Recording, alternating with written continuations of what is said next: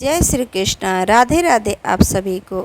आज देवी रुक्मणी और सत्यभामा की कहानी सुनाएंगे। जब भगवान श्री कृष्ण ने अपनी पत्नी सत्यभामा ने नारद मुनि को कर दिया अपने पति का दान। भगवान श्री कृष्ण की 8 रानियां थीं, जिनमें 2 पहली रानियों का नाम सत्यभामा और रुक्मणी थी।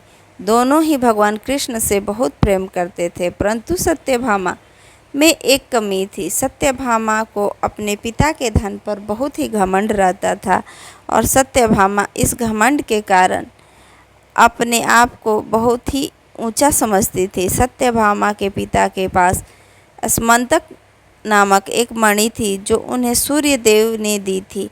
वह मणि रोज 1 किलो सोना देती थी। भगवान श्री कृष्ण ने अपने पत्नी सत्यभामा के घमंड को तोड़ने के लिए एक लीला की रचना की थी।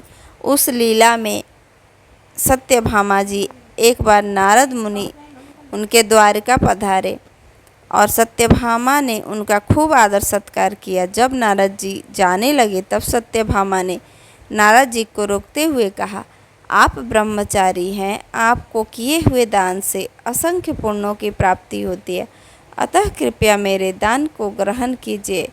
ऐसा सत्यभामा जी ने नारद मुनि को वचन दिए और नारद मुनि ने सत्यभामा से कहा, देवी आप रहने दीजिए, मेरे द्वारा मांगी गई वस्तु आप दान नहीं कर पाएंगी। देवी सत्यभामा को धन का बहुत ही घमंड था, अतः उन्होंने कहा, ऐसी कोई भी वस्तु नहीं जो दान न कर सकूं। फिर भी वो हाथ में जल लेकर आपको वचन देने के लिए राजी हो गईं और जल लेके दान मांगने के लिए आग्रह किया। नारद मुनि ने तुरंत भगवान श्री कृष्ण को ही दान में मांग लिया।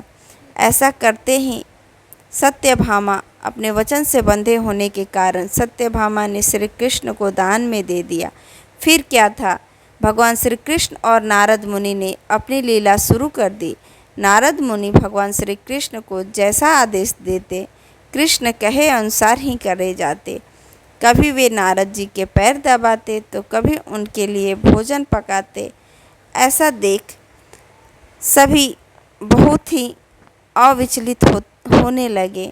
नारद मुनि के कहे पर वे उठते और बैठते थे। सारी रानियां कृष्ण की यह दशा देख दुखी हो गई। अंत में रानी सत्यभामा रोते हुए नारद जी के चरणों में गई तथा उनसे भगवान श्री कृष्ण के बदले कुछ अन्य वस्तु मांगने की प्रार्थना करने लगी। परंतु नारद मुनि ने भगवान श्री कृष्ण को वापस करने के बदले एक शर्त रखी कि देवी सत्यभामा, आपको भगवान श्री कृष्ण के वजन के बराबर स्वर्ण का दान करना होगा।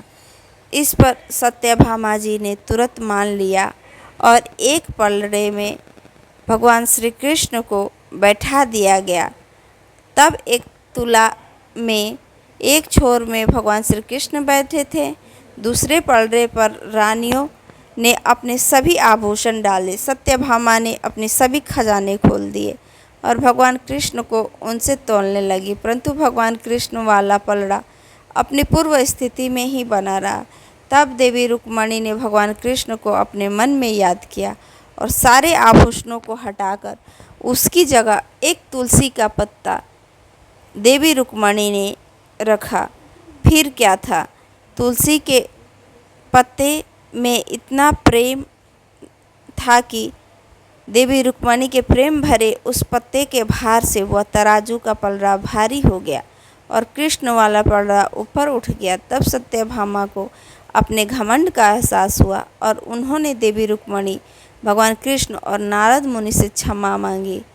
यह वीडियो आपको कैसा लगा ज़रूर बताइएगा। जय श्री कृष्णा। राधे राधे। मिलते हैं ऐसे ही नए वीडियो के साथ। तब तक के लिए धन्यवाद।